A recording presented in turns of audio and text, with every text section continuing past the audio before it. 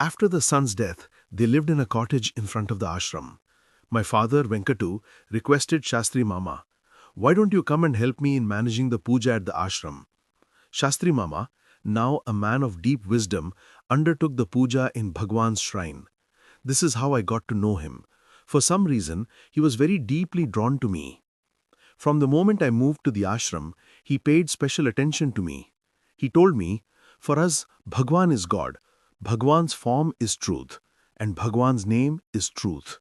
I asked him what he meant by that. He replied, "Do you recognize who Bhagwan is? Bhagwan is Arivunmai Nishthan. He is truly a self-realized being. Anma Vittavan, established ever in the heart as the I Am, and Arival Pulan Chhatran. He has already won over the dictates of the five senses through inner wisdom." I asked him, "What should I do? How can I serve?" "Venerate him and share his name and reputation. Share the teachings with other people so that they can discover this inner joy and this inner wisdom," he said, adding, "And what should you adore him as? Arivangiyavan. Do you recognize who he is? He is a flame of wisdom. Tell the world Ramana is not just a body, not just an individual. He is pure wisdom. He is Arivan Gulisattan." Gulisattan means thunderbolt, the most powerful weapon that destroys the enemy's ignorance. Our Bhagwan is that thunderbolt that will destroy all forms of ignorance.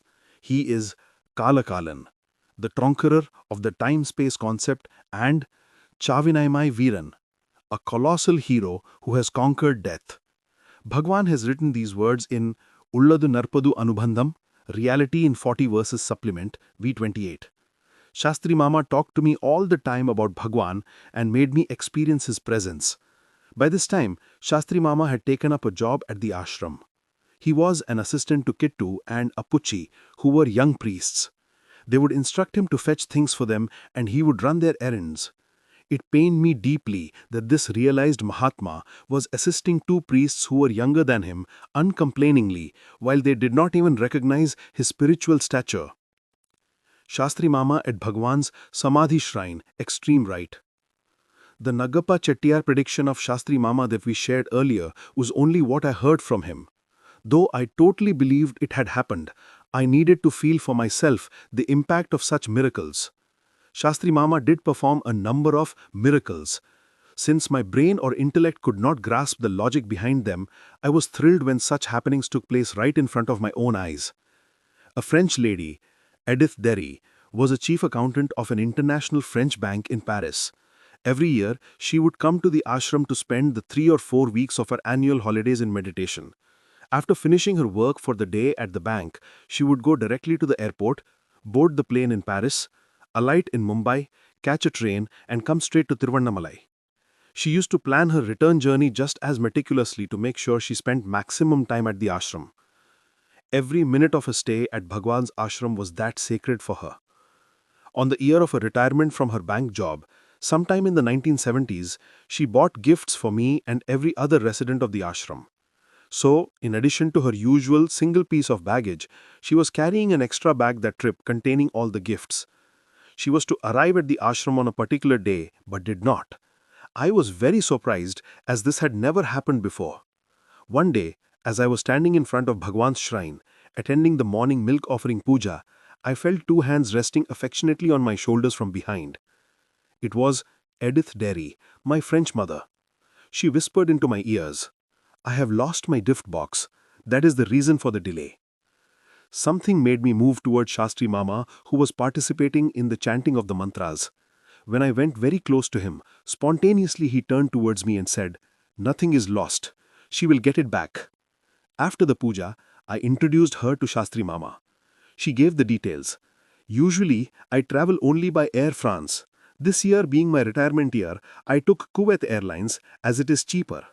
When I reached Mumbai, I discovered that the bag containing all the gifts was missing. The airline assured me that I would get it by their next flight. I waited for a day, but even after repeated searches, they could not locate my lost bag. The airline has assured me that they will somehow find it and forward it to our ashram's address." Using his Prashna expertise, Shastri Mama declared that her missing bag was neither lost nor stolen and that she would get it back.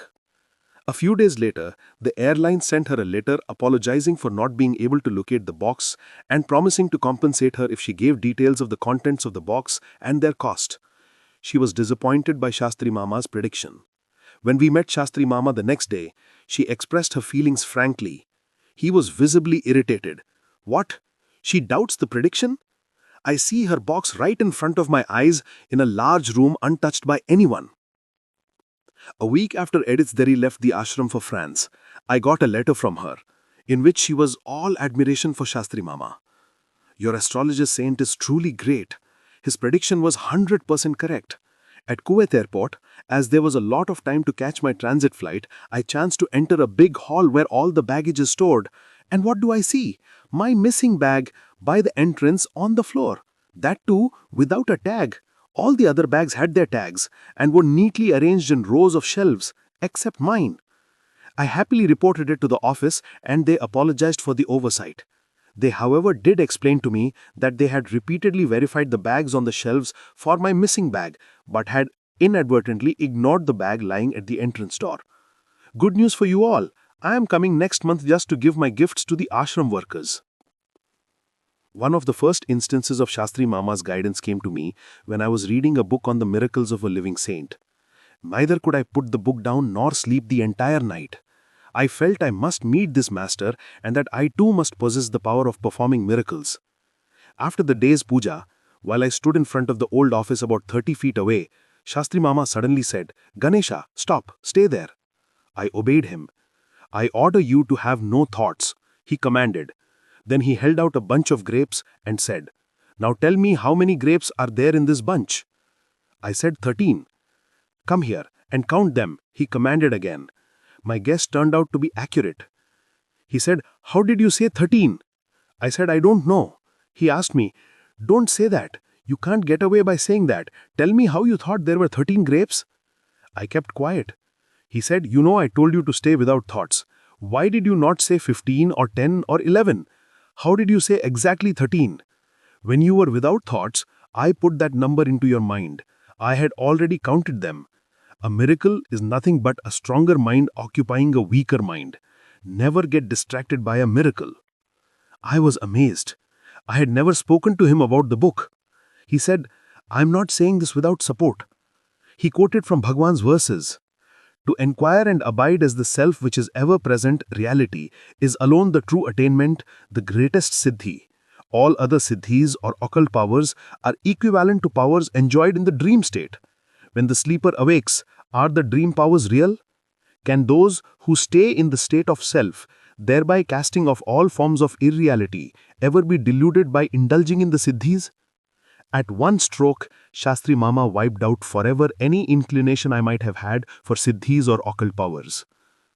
Shastri Mama was the most profound yet simplest man with whom I have interacted.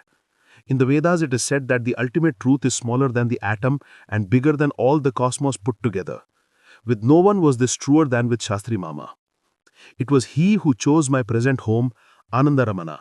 When this house came up for sale, I told him that I wanted Anuradha to buy it. He was totally blind at that time. He instantly said, "No, you should own it." He added, "Take me to that land." I took him around every inch of the land. At one spot, he stopped and asked me to describe the location.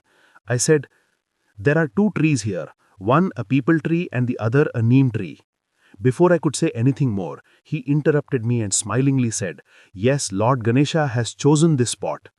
The peepal tree represents the father aspect and the neem tree the mother aspect.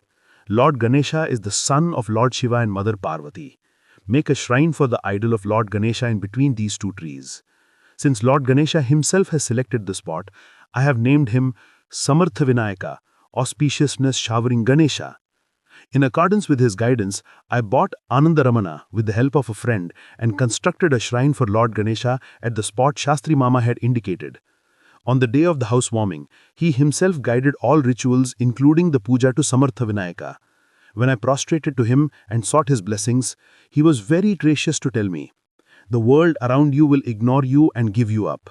But don't worry. Samartha Vinayaka will protect you and guide you. I will also initiate you into a special Ganesha mantra, which should neither be written down nor chanted loudly. Do the japa of it only internally, within your heart. Ignore the world, turn inward, and always be submerged in that japa in your heart. You are ever blessed by Bhagwan. Shastri Mama entering the old hall assisted by Hugo Meyer. In his last days, he fell from his cot and broke his hip. Hugo Meyer, who helped many devotees in their last days by attending to them and giving them homeopathic medicines, examined Shastri Mama and said, "He is too old to undergo any surgery." Shastri Mama only said, "Why pay attention to the body? It is going to die anyhow. How does it matter whether it goes in pain? I am not the body." "Mama, Kalu rumba valikirada. Is your leg hurting terribly?" I asked. Smiling despite the obviously excruciating pain he was going through, he replied, "Kala yeduku parkirai, mukkala paru, anandama irken." In Tamil, Kal means Leg, and it also means a quarter, while mukkal means 3/4.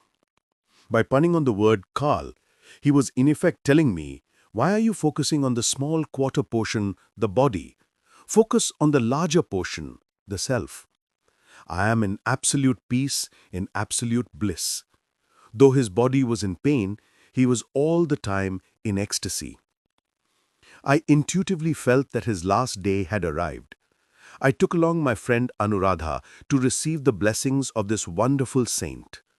I held his holy feet and requested, "Please bless me, Mama." He humbly replied, "Only Bhagavan gives blessings." "No, you must put your hand on our heads and bless us." I insisted. He finally agreed.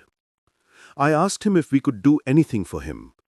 Ask Anuradha to sing Bhagavan's Arunachala Pancharatanam. While Anuradha and I sang that sublime hymn of Bhagavan, Shastri Mama kept his palms together on his chest. Tears of ecstasy flowed copiously from the outer corners of his eyes. Soon, Shastri Mama merged consciously in the self.